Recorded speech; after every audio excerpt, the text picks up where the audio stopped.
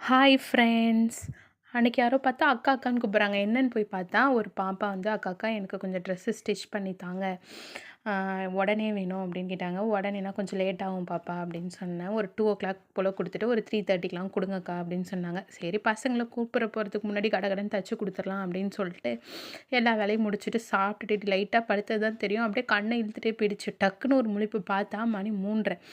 Dress தச்சு தரணும், பசங்கள கூப்பிட போணும், அப்படியே மைண்டுக்குள்ளே கிளாஸ் வேறு அன்னைக்கு உண்டு, கிளாஸ்க்கு வேறு போகணும். அப்படியே டக்கு டக்குன்னு முடிப்போம் அப்படின்னு சொல்லிட்டு தூக்கத்துலேருந்து ஏந்திரிச்சு அறக்க பறக்க தைக்கலான்னு போனால், ஃபஸ்ட்டு ட்ரெஸ்ஸு திருப்பிட்டேன். திருப்பிட்டு பார்த்தா அதே கலர் நூல் போட மறந்துட்டு தைக்க ஆரம்பிச்சிட்டேன். ஆஹா! அப்படின்னு சொல்லிட்டு சீக்கிரமாக நூல் கண்டு எடுத்துட்டு, அதுக்கப்புறம் பாபின் கேஸை மாற்றிட்டு, அப்போ தான் டமால்னு பாபின் கேஸ் கீழே விழுது.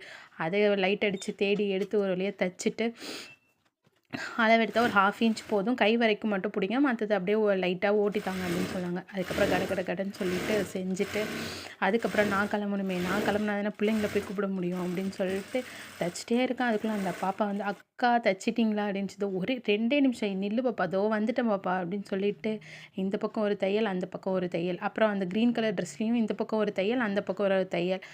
ஒரு 1/2 இன்ச் பிடிச்சா போதும் கை மட்டும். மற்ற உடம்புலாம் பிடிக்க வேணான்னு சொல்லியிருந்தாங்க.